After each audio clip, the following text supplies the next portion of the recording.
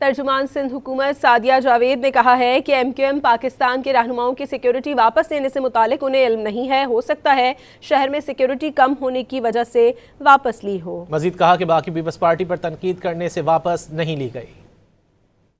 مجھے نہیں پتا کہ اس کے پیچھے اصل وجہ کیا ہے۔ ہو سکتا ہے کہ شہر میں پولیس، جیسے کہ ہم سبھی کہتے ہیں کہ جی شہر میں پولیس کم ہے، تو ہو سکتا ہے کہ اس وجہ سے وڈرال ہوا ہو۔ باقی ایسی کوئی وجہ ہے نہیں۔